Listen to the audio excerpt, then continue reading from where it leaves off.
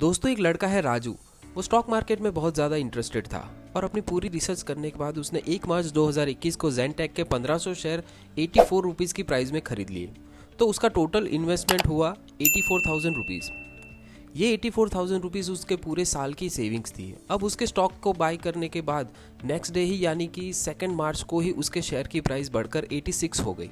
तो वो बहुत खुश हो गया क्योंकि उसको 2,000 रुपीज़ का प्रॉफिट नज़र आ रहा था। फिर 3 मार्च को वो प्राइस बढ़कर 88 रुपीज़ हो गई। तो उसको 4,000 का प्रॉफिट दिखने लगा। उसको लगने लगा कि मैंने बहुत अच्छा शेयर बाय कर लिया है और मैं तो एक्सपर्ट हो गया। लेकिन 4 और 5 मार्च को शेयर की प्राइस गिरी और वापस 84 रुपीज़ पर आ गई। अब राजू थोड़ा दुखी होने लगा और वो सोचने लगा कि दोबारा प्राइस 88 तक चली जाए तो वो उसे बेचकर प्रॉफिट बुक कर लेगा। तो 10 मार्च को प्राइस वापस 88 चला गया और राजू वापस 4,000 के प्रॉफिट में आ गया। लेकिन अब उस शेयर को बेचने का उसका मन नहीं माना। अब वो सोचने लगा कि अभी उसकी प्राइस बढ़ी है तो अब और प्राइस बढ़ेगी, इसलिए थोड़ा और होल्ड कर लेता हूँ।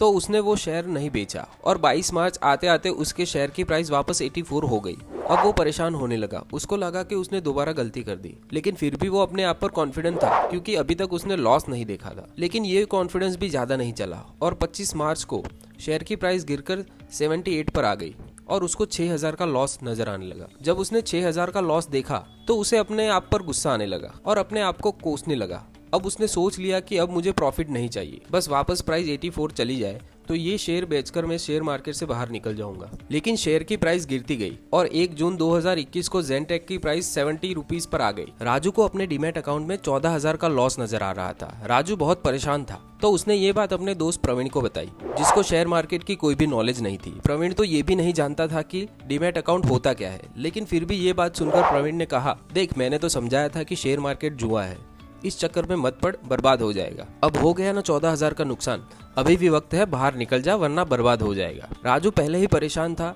उसको प्रवीण की बात सही लगी और उसने सोचा रोज परेशान होने से अच्छा है इस झंझट से बाहर निकल जाता हूँ। और उसने 14,000 के लॉस में अपने सारे शेयर बेच दिए। उन शेयर को बेचने के बाद राजू को दुख तो बहुत हुआ, लेकिन उसे ये भी लगने लगा कि गले में फंसी हड्डी बाहर निकल गई हो। बट फिर भी वो रोज ज़ेनटेक की प्राइस चेक करता। तो उसके शेयर बेचने के 10 दिन बाद यानी 10 जून 2021 को उसने देखा कि अचानक से ज़ेनटेक की प्राइस बढ़कर 92 रुपीज हो गई। ये देखकर राजू को लगने लगा कि काश मैंने 10 दिन और वेट कर लिया होता तो आज मुझे 8,000 रुपीज का प्रॉफिट हो गया होता। उसके बाद उसने 5 जुलाई को देखा ज़ेनटेक की प्राइस बढ़कर 101 रुपए हो गई। ये देखकर राजू को लगने लगा कि काश उस दिन प्रवीण से नहीं मिला होता तो आज 15,000 के प्रॉफिट में मैं होता। और राजू को अभी भी लगता है कि प्रवीण की बात मानना ही उसकी सबसे बड़ी गलती थी। लेकिन वो आज तक नहीं जानता कि उसकी असली गलती प्रवीण की बात मानना नहीं, उसकी गलती ये थी कि वो ये नहीं जानता था कि शेयर की प्राइस कब बढ़ती है। ये गलती आप ना करें, इसलिए आज इस वीडियो में मैं सबसे पहले बताऊंगा कि शेयर की प्राइस बढ़ती कब है और उसके बाद मैं आपको 2 ऐसे स्टॉक बताऊंगा जो 2022 में बहुत अच्छा परफॉर्म कर सकते हैं। तो इस वीडियो को ध्यान से देखें।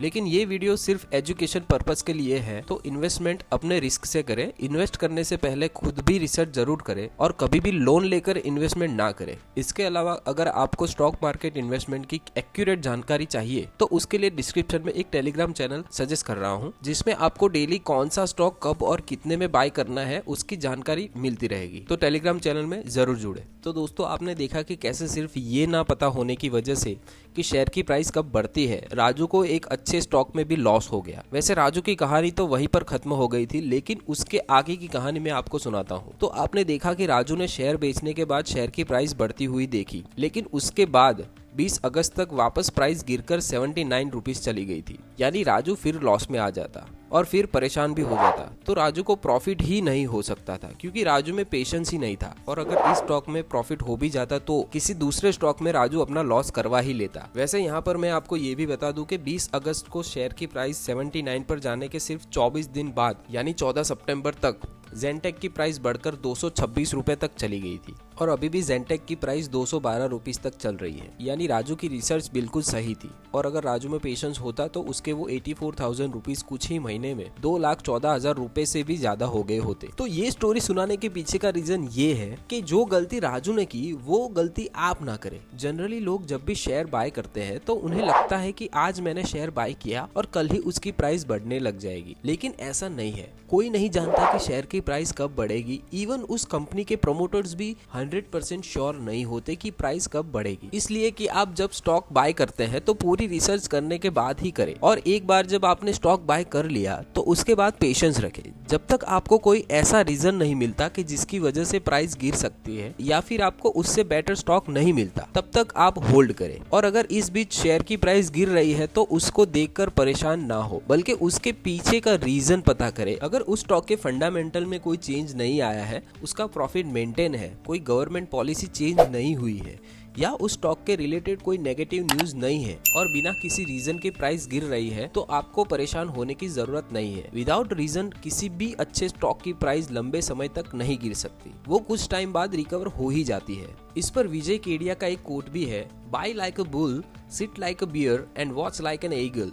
और मैंने एक बुक में भी पढ़ा था कि साल में कुछ ही ऐसे दिन होते हैं जब स्टॉक की प्राइस बहुत ज्यादा बढ़ती है, क्योंकि हमें नहीं पता कि वो कौन से दिन होंगे जिस दिन स्टॉक की प्राइस बढ़ेगी, और जरूरी नहीं है कि वो सारे दिन एक साथ आए, अलग अलग भी आ सकते हैं। इसलिए हमें उस स्टॉक को पूरे साल होल्ड करना पड़ता है। अगर एक स्टॉक को आपने पूरे साल होल्ड किया लेकिन सिर्फ उन कुछ दिन होल्ड नहीं किया जिस दिन उसकी प्राइस बढ़ी, तो फिर पूरे साल होल्ड करना भी बेकार है। तो इस रियल स्टोरी के पीछे आपको ये समझाना चाहता हूँ कि अगर आप पूरी रिसर्च करने के बाद अच्छे फंडामेंटल वाले स्टॉक को सिलेक्ट करते हैं, तो फिर ये ना सोचे कि अगले दिन ही प्राइस बढ़ जाएगी। अगर स्टॉक अच्छा है तो प्राइस जरूर बढ़ेगी, इसलिए तब तक वेट करें और जो प्रॉफिट नजर आ रहा है उसको देखकर एक्साइटेड ना हो और ना ही लॉस को देखकर परेशान हो। तो मैं आशा रखता हूँ कि आप समझ चुके होंगे कि शेयर की प्राइस कब बढ़ेगी और कब उसे सेल करना है।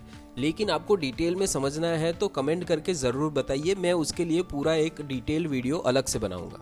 तो हमारा जो फर्स्ट स्टॉक है उसका नाम है फिलाटेक्स इंडिया लिमिटेड। ये कंपनी टेक्सटाइल जैसे कि polyester chips, narrow fabric, synthetic yarns, drawn textured yarn, partially oriented yarns, fully drawn yarns, air textured yarns, narrow woven fabrics etcetera manufacture करती है। उसके अलावा वो कुछ स्पेशलिटी प्रोडक्ट जैसे कि फ्लिग्री, ओशन, चबी यार्न्स, फ्लेक्सीफिल एटसेट्रा भी मैन्युफैक्चर करती है। इसका 89% रेवेन्यू इंडिया से आता है और बचा हुआ 11% रेवेन्यू एक्सपोर्ट से आता है। ये कंपनी 45 से भी ज्यादा कंट्रीज में एक्सपोर्ट भी करती है। इसकी 2 मैन्युफैक्चरिंग फैसिलिटीज है गुजरात और दादरा नगर हवेली में, जिसकी total capacity 3.8 lakh tonne per annum है।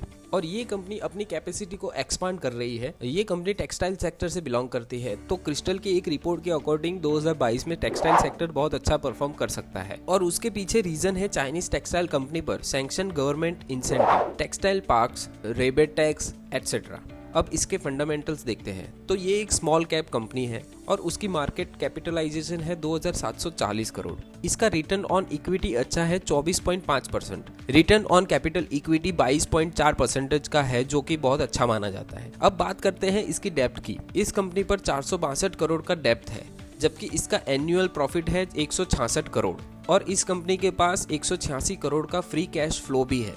क्योंकि इस कंपनी का डेप्ट टू रेशियो 1 से कम है, तो इसलिए आप इस स्टॉक को कंसिडर कर सकते हैं। इसका अर्निंग पर शेयर 24 रुपए का है, जो इसकी प्राइस के हिसाब से अच्छा है, और यहाँ पर प्रमोटर्स की होल्डिंग 65.2% पर है।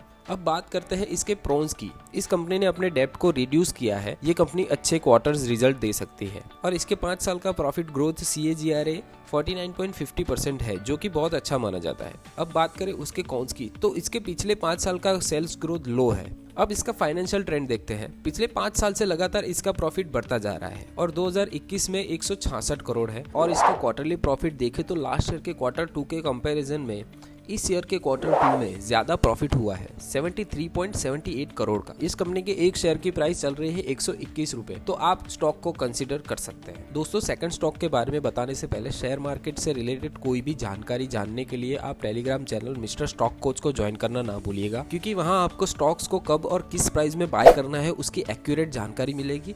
हमारे नाम से बहुत फेक चैनल भी बने हुए हैं, तो डिस्क्रिप्शन में दिए हुए टेलीग्राम चैनल को ही ज्वाइन करें। नाउ दोस्तों, हमारा जो सेकंड स्टॉक है उसका नाम है फिनोलेक्स इंडस्ट्रीज लिमिटेड। ये कंपनी लीडिंग मैन्युफैक्चरर है पीवीसी रेजिंग की, जिसका use PVC pipes and fitting manufacturers में करते हैं। और ये company one of the largest company है पीवीसी पाइप्स एंड फिटिंग्स की, जिनका यूज एग्रीकल्चर, कंस्ट्रक्शन और इंडस्ट्रियल ऑपरेशंस में होता है। इसका 60% revenue PVC pipes and fitting से आता है और बचा हुआ 40% रेवेन्यू पीवीसी रेजिन से आता है। इसके पूरे इंडिया में 900 से भी ज्यादा डीलर्स और 21,000 से भी ज्यादा रिटेलर्स हैं। अब इसके फंडामेंटल्स देख लेते हैं। तो ये एक मिड कैप कंपनी है, उसकी मार्केट कैप 12,320 करोड़ है। इसका रिटर्न ऑन इक्विटी बहुत अच्छा है, 28.9%। रिटर्न ऑन कैपिटल इक्विटी भी 35.6% है, जो कि बहुत अच्छा माना जाता है। अब बात करें डेब्ट की, तो इस कंपनी पर सिर्फ 30 करोड़ का ही डेब्ट है, जबकि इसका एनुअल प्रॉफिट है 728 करोड़ और इस कंपनी के पास 876 करोड़ का फ्री कैश फ्लो भी है।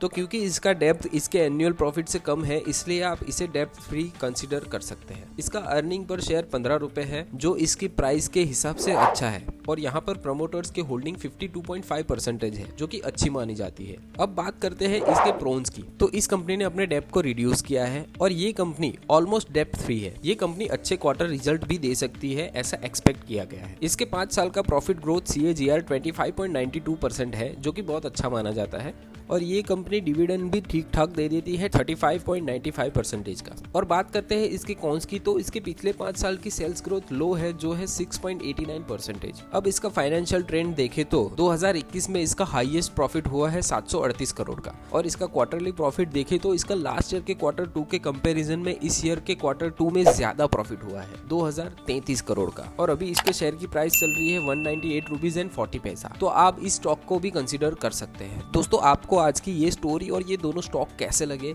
कमेंट में जरूर बताइएगा। मैं उम्मीद करता हूँ आपको वीडियो पसंद आई होगी। शेयर मार्केट की डेली अपडेट के लिए हमारे Telegram channel mister stock coach को ज्वाइन करना मत भूलिएगा। यहाँ पर आपको स्टॉक कैसे और कब खरीदने हैं उसकी एक्यूरेट जानकारी मिलेगी। वीडियो पसंद आए तो लाइक जरूर कीजिएगा। इस तरह के और भी वीडियो देखने के लिए चैनल को सब्सक्राइब जरूर कर दीजिएगा और अगर आपने यहाँ तक वीडियो देखा है तो आप हमारे लिए बहुत ज्यादा ही स्पेशल है, तो कमेंट करके वीडियो के बारे में जरूर बताइएगा। धन्यवाद।